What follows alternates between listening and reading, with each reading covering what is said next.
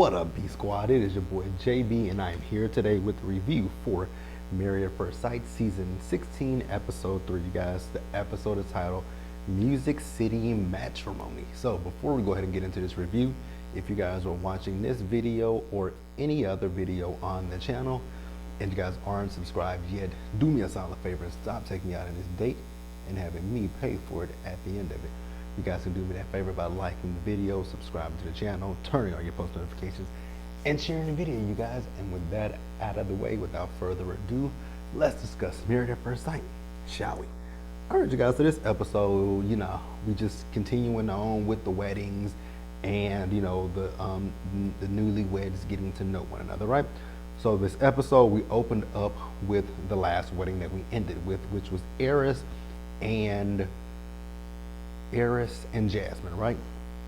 Now with Eris and Jasmine, aesthetically, I can see them, they're a beautiful couple, right?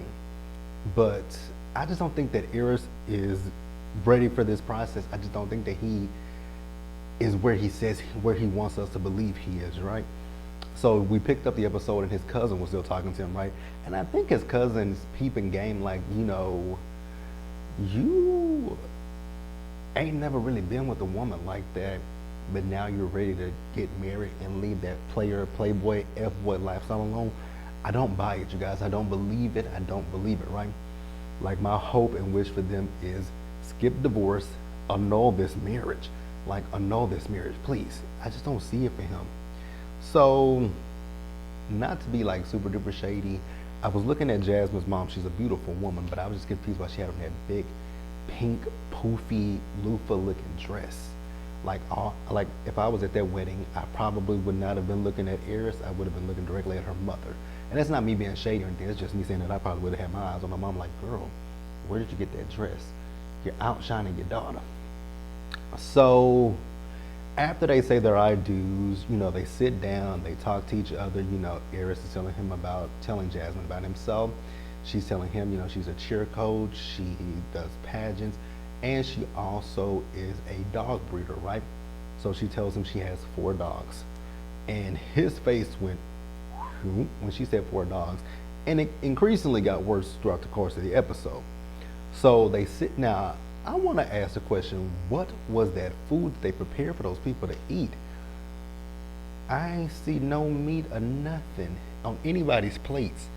I just think I saw steamed vegetables. So Jasmine found out that Eris, now I don't know if he is a vegetarian or anything like that, but I know he said that he doesn't eat pork. And I was like, okay, I understand not eating pork because I'm not somebody that eats a lot. I will eat pork every now and again, but not too often, right? I'm actually trying to look, I've heard people say that turkey bacon is good. I'm just reluctant to try turkey bacon. I'm very, very reluctant to try it. But I hear people say it's so good, and I would love to try it, but I'm just so used to pork and bacon. So when I do eat pork, but I don't eat pork all the time. The only thing when it comes to pork that I eat is like a pepperoni pizza, but that's every blue moon that I get a pizza, and I do eat bacon every blue moon, and a pork sausage. Those are the 3 things that I eat that are pork. Everything else is beef or chicken. When he said chicken, he don't eat chicken. I was like, ooh. I would ask for an immediate divorce, right? But he said that if she eats it, it's not a big deal, right? So once again, he was still stuck on the fact that she has 4 dogs, and then come to find out she has 9 puppies, so it's a total of 13 dogs. And he was like, oh my God. I'm like, it ain't that deep. Like, it's not that deep. Dogs, if you train your dogs right, dogs will come and tell you when they got to go to the bathroom, when they are hungry. They'll feed themselves when you put their food and water out. When they're hungry, they'll go eat it. When they got to use the bathroom, if you train them well, they'll come to you. Like my cousin's dog, her name is Charlie. So she's a smarty. She's a smart dog. Like, when she's ready to go outside, she'll go sit by the door and she'll bark and let you know, hey, I gotta use the bathroom. I need to go outside and use it, and that's what she does. Or if she wants to go outside and just run around, she will go to the door and she will sit there until you open the door for her to go outside, right?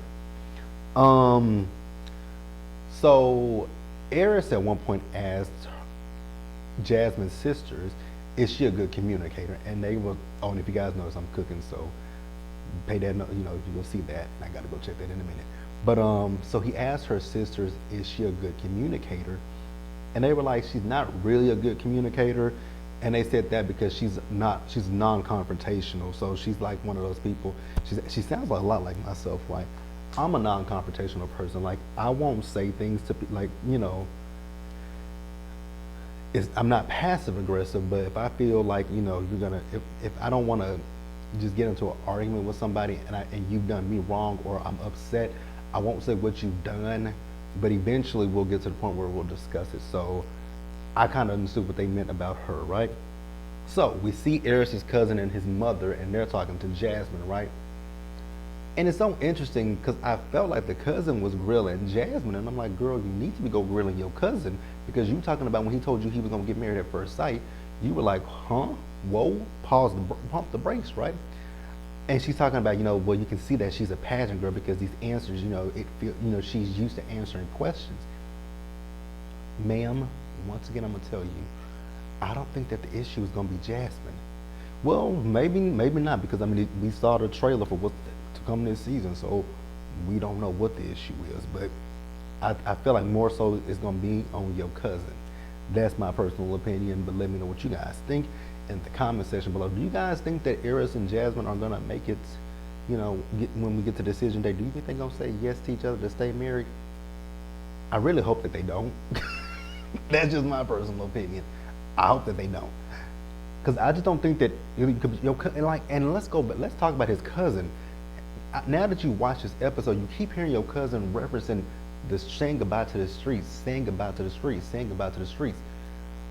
You ain't heard her say nothing about no streets or nothing. So that makes, and then your cousin also mentioned the fact that he had sex with a woman just before he found out he was getting married at first sight. So you ain't worried about that woman popping up out the picture? Miss me with the BS, little big cousin, little cousin, whatever cousin you are. Go check your cousin and not Jasmine. But let's pause here, you guys, and let's move forward. All right, you guys, so next up, McKinley and Dominique, you guys. I'm still kind of confused what the experts were thinking with matching these two together. It's not like a big, huge age difference between them. She's 25 and he's 34. And I know somebody previously left a comment in my comment section asking me, why do I say that, she's too young to get married? Is it because, I guess in this society, we talk about promiscuity, right? So I want to clarify for everybody out there who's watching my video, right? So for me, when I was talking about the fact that I believe that Dominique is too young to be getting married, I don't mean anything about her going out and having sex with anybody. Me specifically saying I feel like she's too young is because I remember in my 20s, when I was 25 and stuff, I had just graduated college, right? Now, mind you, throughout my teens and my early 20s, I definitely had fun and I partied, right? So when I say I think she's too young, I say that because you are just starting your life, right? So why would you want to, you're just starting, right? 25. That's, you can, at 25, I feel like when you're in your 20s, you have the more, that's before real life starts to set in, right? Where, because I'm gonna keep it real with you guys. I still live with my mom at 25, right? So I was helping her with bills, but at that age, I still had more, I wasn't, working a full-time job. I was working part-time job. Well, no, I had a full-time job, but my money was still my money. So I wasn't paying rent. I wasn't paying car note. I wasn't paying car insurance. I was helping with that stuff. But at that age, I still had the freedom to say, if I want to go here, I can go here, go on a trip, go hang out with my friends. For her being 25, you saw her friends very much so give you that they're party girls, right? So with her getting married, and then you guys did hear her friends say, so he's still gonna respect, I hope your husband still respects, the girls' night, right? And basically, I know what that means. Wild out, have fun, go to the bar, get drunk, get let loose. So that's what I mean by I feel like she should have waited, right? That's what I mean. I don't mean anything about her having sex with people. I just mean go out, live your life, have fun. Don't worry about, oh, is my husband gonna say this? How my husband gonna feel about this? How my husband gonna feel about that? And then the fact that in this episode, her mother it's talking about in a year or a year and a half, she wants her to have kids. I'm like, lady, your daughter will be 26 next year or this year. Like, your daughter gonna be 26 and you want her to have kids. No, I really wouldn't, right?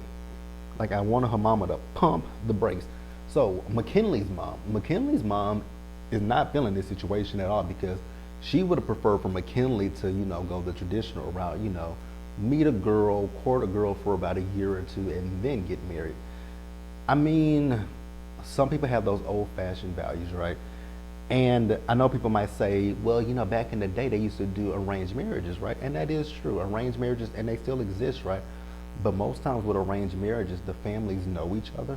Most times, not all the time, but sometimes the families know each other, so they know who they're getting involved with. I don't necessarily have an issue with marrying a complete stranger. It's not something that I would feel comfortable with doing, but I don't necessarily have an issue with it. It's just, for me, I told you guys I'm a logical. I think logically, so I think about all kind of things. I'm like, ugh, because when I think about marrying a stranger, it's like I don't know your name, I don't know your family dynamic, I don't know your background. And the same thing can be said when you meet somebody and you go out on a date, but that is the purpose. When you go out on a date with someone, you're going out on a date with someone to get to know them. In this process, everything is intensified and heightened, which again, I ain't got no issues with it, right? I don't have issues with it. So McKinley and Dominique, they say their I do. So the producers at one point asked Dominique, what is your husband's name? She could not remember his name to save her life. At the end of the episode, she said, his name is McKinley. So at one point, Dominique went to go meet McKinley's mom and his best friend. Now, I didn't realize that his best friend was a woman, but ain't no issues there either. You guys know, my best friend is a woman as well. So McKinley's mom once again reiterates that, she's just not really feeling this process. She would have preferred for him to meet someone, court them for a year or two, and then if they want to get married, go that route. But he didn't do that. So you gotta go along with the process now, ma. So Dominique, she talks about the fact of being raised in the South and the fact that I don't know if she considers herself black or biracial, but whatever she is, on the outside, she is a black woman, but I don't know what she identifies as. But she was talking about growing up in the South and, the disparities between black people and white people and racism. So she said that she didn't have, a specific race qualification. So she just wants to make sure that everything is on, that they're not going to treat her any differently because of the color of her skin. And I don't think that they will. And even McKinley was talking to her mom and her grandmother, who are 100% black. And he said, oh, no, my family's going to be cool with it. I wonder what the heck just happened. You guys hear an ambulance, right? Or a power wagon, one of the two. So yeah, his family says it's not going to be, she says it won't be an issue with his family. And I don't believe it will be an issue with his family. I really just believe with his mom is just the fact that this is not a process that she would have preferred for McKinley to go through. I really believe that that's all it is, you guys. But let's pause here and move forward. All right, you guys, so the next couple we're going to talk about is Nicole and Chris, you guys. So with Nicole and Chris, they're an interesting pair, right? They're both very talkative, and I'm going to be real with you. If I were ever in the presence of Nicole and Chris, I would run from both of them because they just, like, I'm somebody that talks a lot, but it's like you can't even get a word in. Especially with Nicole, like Nicole is just, I'm like, girl, are you gonna shut up? Put the up to the shut.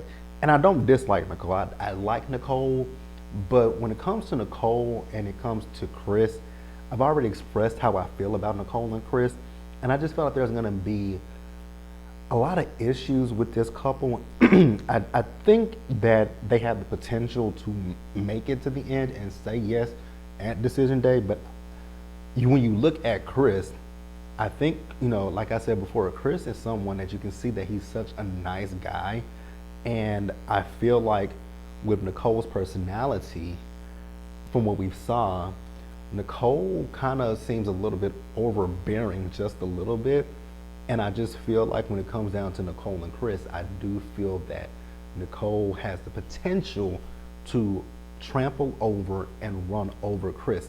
And we saw somebody say that in the trailer.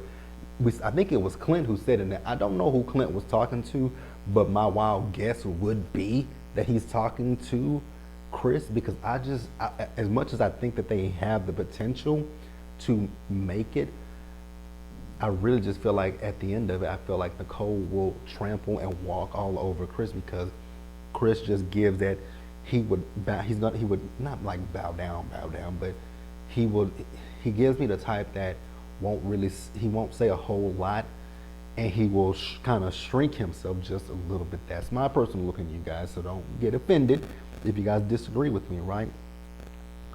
But I hope that doesn't happen, because looking at them on this looking at them from the 3 episodes that we aren't into Married at First Sight, they seem like on paper a good.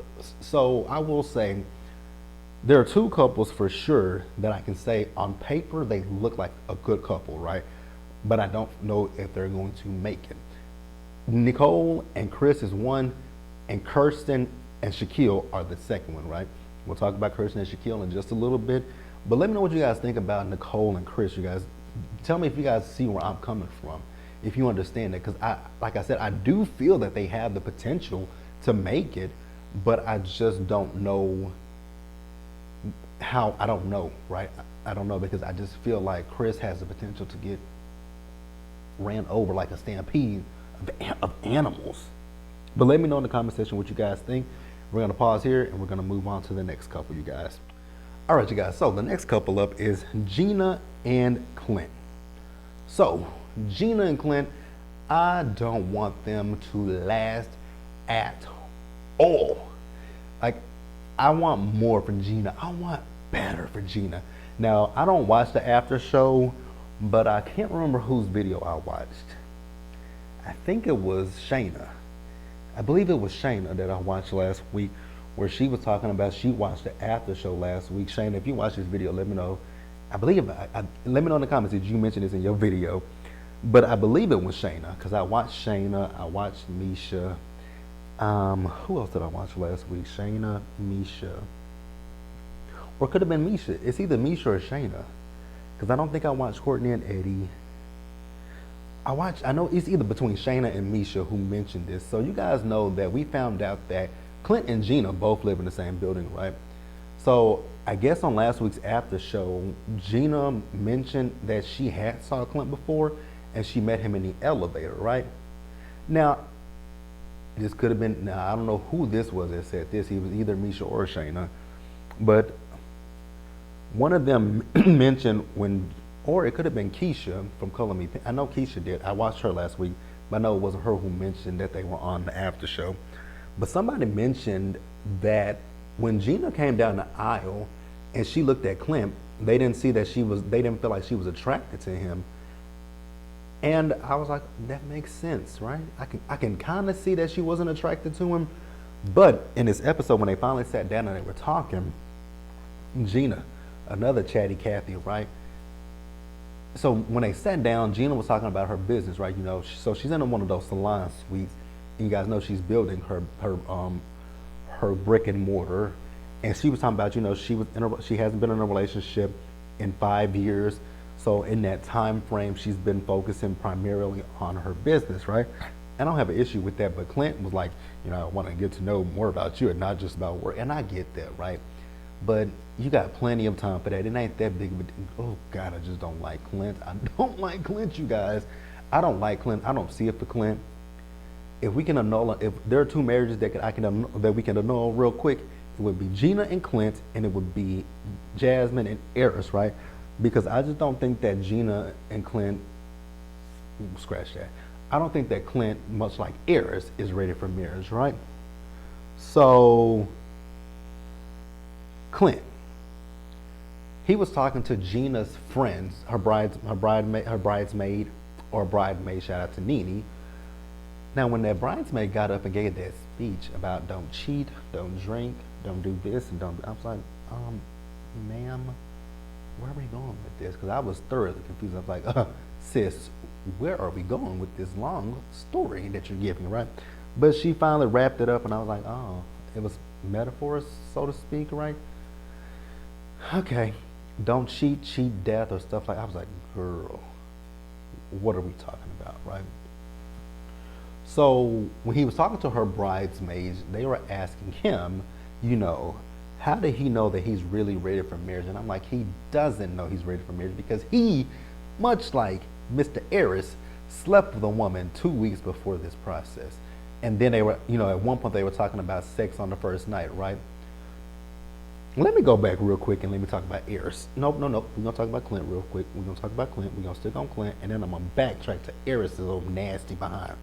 So Clint was like, you know, he's 40, so sex, you know, basically sex isn't everything. I'm like, says the man that just had sex with a woman 2 weeks ago, but sex isn't everything. You, my friend, are a liar, liar, liar, liar, liar. I don't like Clint. I don't like Clint. I don't like Clint. I don't like Clint. And I damn sure don't like Eris. Let's backtrack to Eris raggedy behind real quick, right? So when Eris was asked about sex, he was like, you know, it's gonna be up to his wife.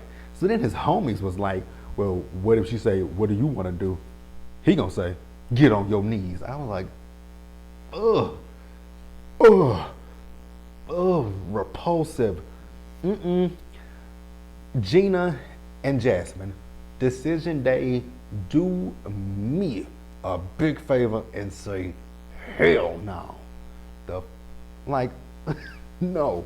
Let them go. Let these two creeps go back to the street and become part of the creep squad. Like, no. Let's pause here and we're going to wrap up this episode, you guys. All right, you guys. So to wrap up the episode, let's wrap it on up with Shaquille and Kirsten, right? So I want to mention something that I've been singing for the last 2 weeks, well, 3 weeks with this show, right? So with Kirsten and Shaquille, everybody, I see it on Twitter, and I've saw some people mention it, and I've saw it on Twitter, I've saw it on the Facebook groups. I haven't saw it on Reddit, but Twitter and the Facebook groups, everybody keeps saying this one thing about Shaquille. Everybody keeps saying that they think that Shaquille is gay, and I want to know why y'all think he's gay. What does he give y'all to believe that he's gay? Do y'all believe that Shaquille is gay? Let me know in the comment section. So going back to what I said earlier about Shaquille and Kirsten, so I think on paper I can see why the experts matched them together, and it has nothing to do with. Most times, you guys know I say I feel like the experts just really basically match based because of a person's skin color, right? But with Kirsten and Shaquille, they actually do complement each other in so many ways.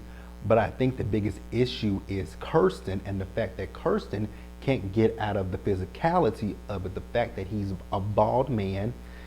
And that's really what her issue is, the fact that he's bald. Girl, go buy him a man weave. Get him a man weave.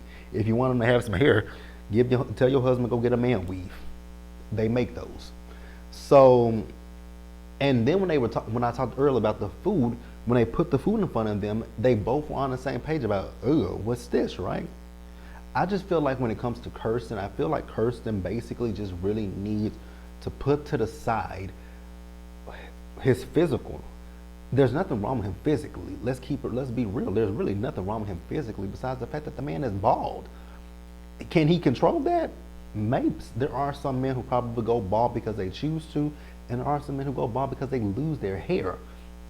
I go bald because, not that I've lost all of my hair, I do have hair, like I have hair right here, and I have hair up here, right?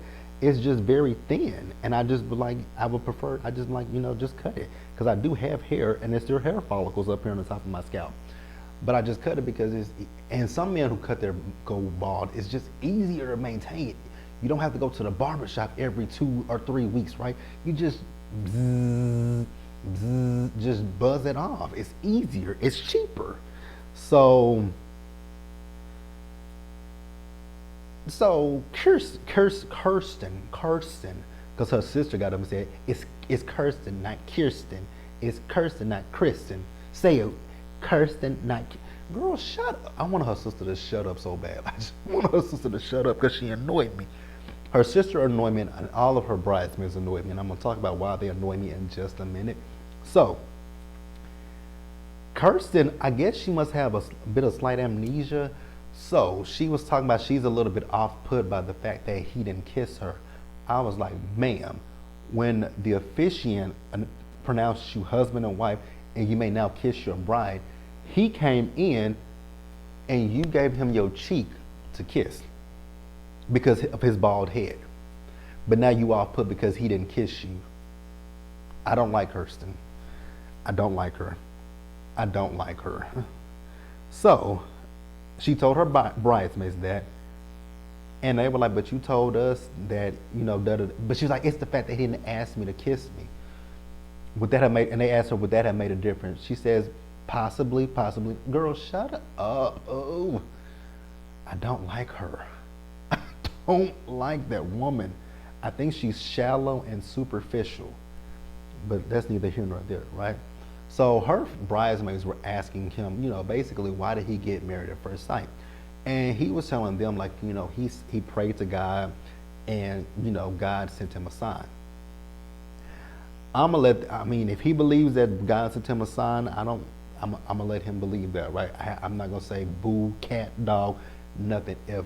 If Shaquille believes that he prayed to God, well, I know he prayed to God, but if he believes that God sent him a sign to go on this show and marry a virtual stranger, I'm gonna let him believe that, right? That's his beliefs, not mine. So I'm not gonna say anything about that, right? So the issue that like I said, I had an issue with Kirsten's bridesmaids. I don't necessarily, you know, I'm cool. Like if my best friend would have done something like this, right? Marry somebody at first sight, I wouldn't necessarily give them the third degree, right? Because I felt like Kirsten's bridesmaids were basically trying to grill him. And I get it. You want to get to know the guy, but it felt like they were grilling him, like poking it. Because one of the friends said, well, yeah, we're going to grill him like, you know, a slab of ribs, right?